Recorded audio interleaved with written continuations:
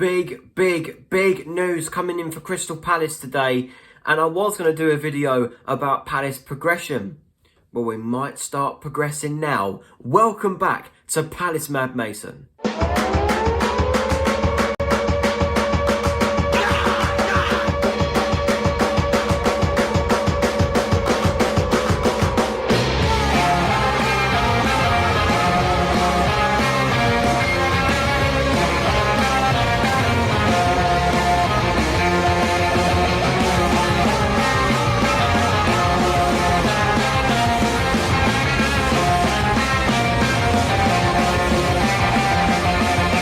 Hello everyone, welcome back to the channel. This has really screwed my plans. I was just about to make a video about Palace progression and I saw news coming out, and I will write it here. John Textor, who has a 45% stake in Crystal Palace Football Club, is looking to sell his shares in Crystal Palace. Now, first of all, I did not think John Textor had a 45% stake. I thought it was going to like 20% or something like that. Steve Parish only has 10% stake in it. Now, why, I hear you ask, why is he looking to sell up? Well, there's been growing discontent with John Textor about the progression of the club and what Steve Parish voted against a month ago. About a month ago, Steve Parish voted against players being transferred where the owners have relation to other clubs. So, for example, you look at Brighton with their manager has relation to a club in Germany. I don't want to name the wrong club, but he has a relation to a club in Germany. John Textor owns Botafogo in Brazil and Lyon in France. And funnily enough, we signed Jake O'Brien left, Crystal Palace in August. The Irish centre-back, I think he's 21 or something like that. He went to Lyon in the summer, so I don't know what's going to happen about that. So what does that mean in terms of the club? Well, I bet Roy Hodgson's bouncing at this because I think the owners are going to, take this into more consideration rather than Roy's job. So I think Roy Hodgson will be pleased.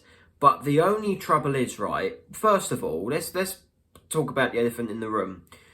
This was a massive meeting between all 20 Premier League clubs. How did John Textor not know this was happening till now? Like, as a responsibility, as an owner, you should know what's going on with your club. As a club that you have 45% stake in. Doesn't matter if you have 1% stake, you're supposed to know what's going on in the club. And I think that's a disgrace in itself. How did he not know?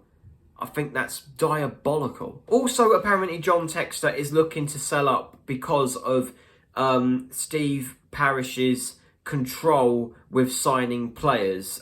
Even though Steve Parish only has a 10% stake in the club, somehow John Textor is being sort of told off, if you like, by Steve Parish about the signings that he wants to make, and they don't agree on pretty much anything.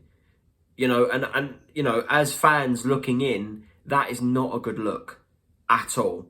And I think it's great that he's selling up, because if we can get an owner in to buy that stake, put a big investment into the club and hopefully have more money to sign better players that Steve Parish can agree on. Because yes, I do blame Steve Parish for what's been going on lately, only because he watches these games week in, week out.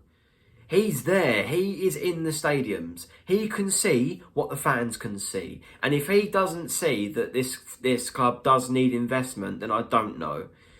The thing is, in terms of the future, I do not know the future of this football club now. I do not know where we're going. He's looking to sell up. And it's rumoured in the papers, but there's a lot of sources. So the more sources that come out, the more true it sounds. Do you know what I mean? So I don't know where we're going as a club, but I thought I had to bring it out. So there will be no progression video, only because I'm unsure on who to blame now. If John Textor and Steve Parish aren't agreeing on transfers, then it's one or the other. And I don't think it's fair to blame the wrong person, potentially. So my way of seeing this is, let's see if John Textor does sell up. Let's see who comes in. Let's see who we actually do bring in, and what players do we bring in as a result. Do we look better with this new ownership? And how stern are they going to be with the managers? Because again, another fault is that how have the owners let Roy Hodgson have the job for this long? I think that's criminal as well. But that's another video to talk about that in a review possibly. Yeah, that's it really in today's video. Bit of a shorter video, I know, but it's massive news. I could not talk about it. So my next video will be the review away against Everton in the FA Cup third round replay. I will do a video on that as well. So like, share, subscribe. Is it a turning point for Crystal Palace?